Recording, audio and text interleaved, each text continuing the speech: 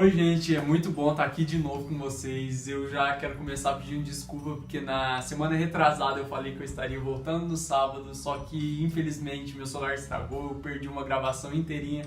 Mas enfim, estamos aqui de novo e eu creio que esse vídeo vai compensar essa demora. Eu trouxe mais uma vez minha irmã aqui como convidada. E hoje a gente vai estar discutindo sobre um tema que eu acho que é de extrema importância para a nossa vida cristã, em detrimento à sociedade em que a gente vive. Como você já sabe, hoje em dia existe muito aquela questão do cristão se achar no direito de pagar um papel de moralista nas redes sociais e realmente propagar um discurso de ódio como se fosse em nome de Jesus, só que a gente tem que aprender de uma vez por todas que Jesus não tem nada a ver com isso. Jesus, o discurso dele era totalmente o oposto, o discurso dele era sobre amor, a vida dele era o próprio amor e a gente tem que aprender muito sobre isso. Na semana passada, como vocês viram, saiu aquela questão da cura gay e isso foi mais uma questão para diversos textões no Facebook e em todos esses textões que a gente vê, em todas essas discussões vagas, a gente não percebe em hora nenhuma realmente o papel do cristão sendo cumprido na sociedade. E isso coincidiu também com uma pregação que a Monique deu lá na igreja na semana passada, e eu chamei ela para estar compartilhando com vocês alguns aspectos que a gente encontra na Bíblia sobre esse tema e eu quero que ela transmita isso para vocês nesse dia. Bom, para mim é uma honra estar aqui novamente.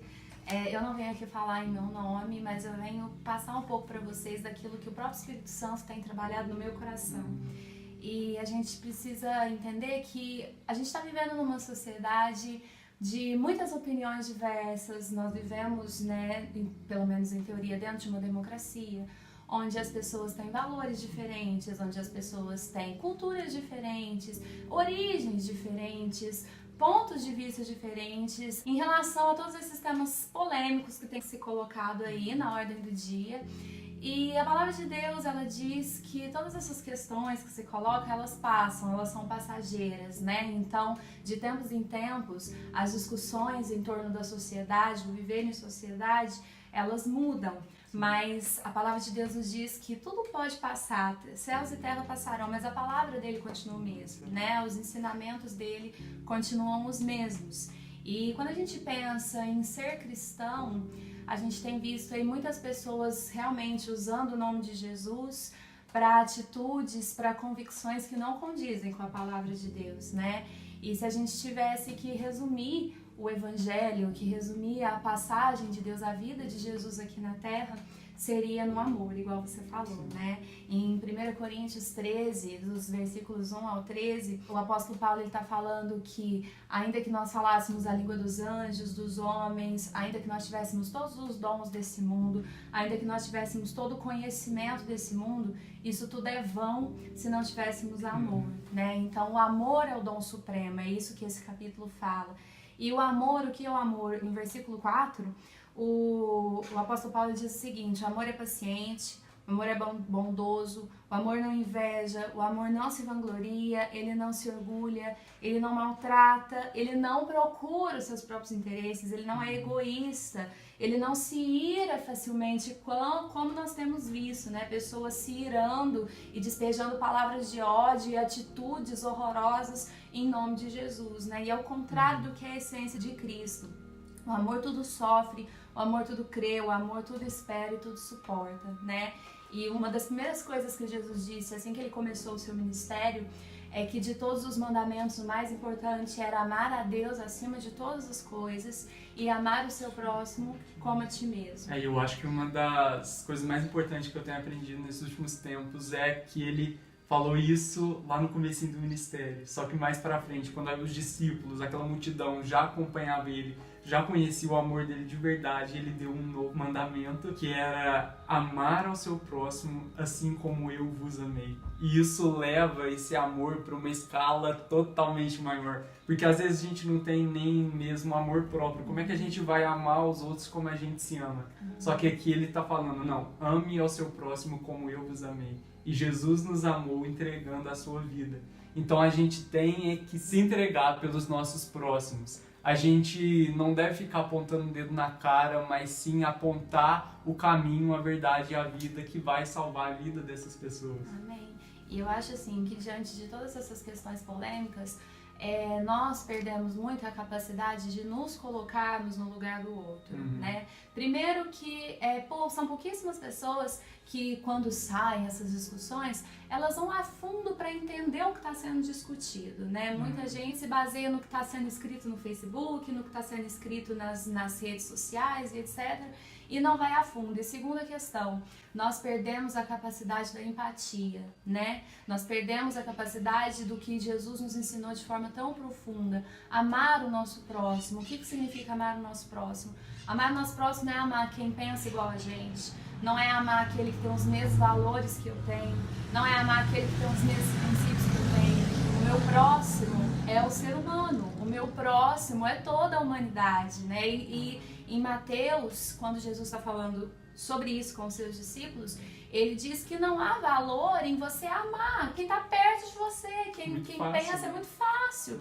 Que o valor está, o mandamento, ser cristão está em amar justamente quem é diferente de você, se colocar no lugar dessa pessoa. Como o mundo vai conhecer a essência de Cristo, como o mundo vai conhecer a essência do Evangelho, se a gente não for capaz de amar as pessoas, né? Tem uma música do Livres que ele fala, né, de nada vale se eu não tiver amor, né? E tem uma outra música que ele fala assim, Senhor, me mostra quem tu és e me enche do amor que é capaz de mudar o mundo. A única coisa que é capaz de transformar o mundo, de trazer paz para esse mundo, é o amor. O nosso mundo, ele tá muito difícil justamente porque as pessoas, elas se colocam em posições extremas, em radicalismos, em discursos de ódio e não procuram entender, não procuram dialogar, não procuram se colocar no lugar do outro, né? Eu acho que isso é papel do cristão. Se isso não vier da gente, de quem vai vir? Né? E a gente está fazendo exatamente o inverso do que a palavra de Deus nos ensina.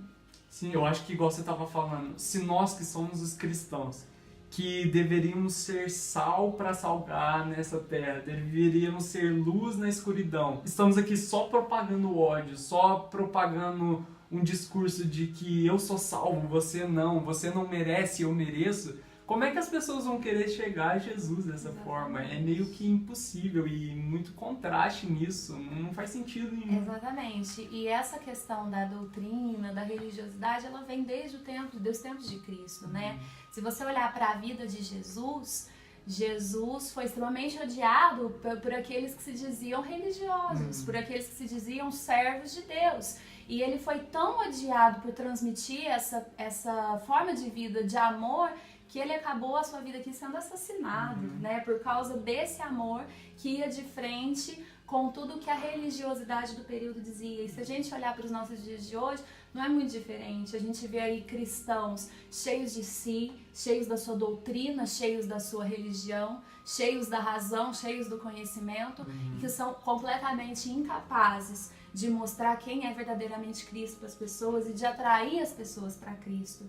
Existe um versículo em Marcos, capítulo 7, versículos 8, 9 e 13, que Jesus está falando assim para a sociedade da sua época, que vocês negligenciam os mandamentos de Deus e se apegam às tradições dos homens. Vocês estão sempre encontrando uma boa desculpa de deixar de lado os mandamentos de Deus a fim de obedecerem às suas próprias tradições. Assim, vocês estão anulando a palavra de Deus por meio da tradição que vocês mesmos criam, né? E isso como é atual, né? E existe uma outra passagem em que Jesus vai comer na casa de um pecador, né? E pecador somos todos nós, né? Que a Bíblia fala que todos nós pecamos e todos nós estamos destituídos da graça.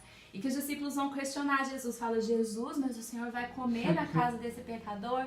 E Jesus fala uma coisa que é tremenda e que eu nunca tinha me atentado e eu fui me atentar por esses dias, que ele diz o seguinte: vão aprender o que significa isso. Eu desejo misericórdia e não sacrifícios.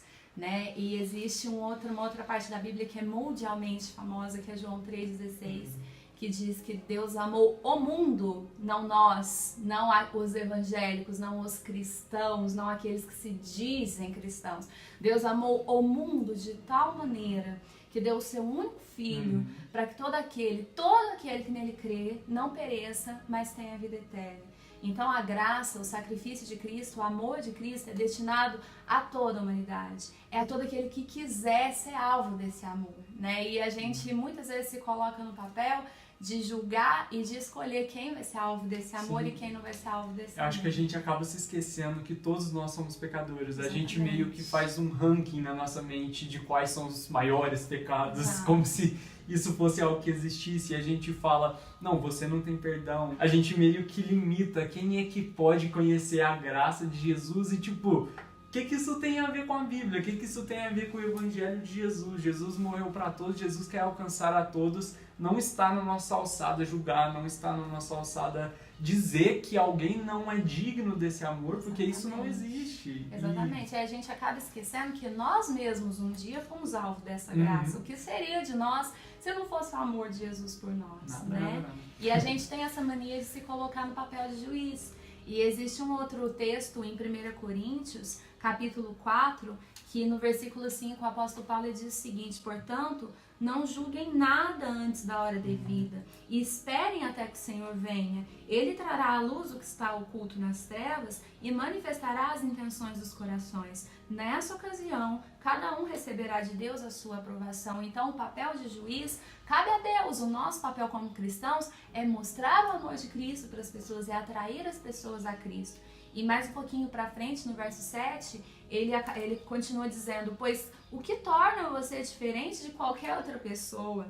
Ou o que você tem que não tenha recebido? Ou se recebeu, por que se orgulha como se assim não fosse? Não é mérito próprio. Não é de forma alguma. E nesse mesmo texto, um pouquinho para frente, a palavra do Senhor diz: o conhecimento traz orgulho, mas o amor edifica. Né? É a mesma questão lá de 1 Coríntios 13, o amor é o dom supremo. Se eu não tiver amor, o que vai ser de mim?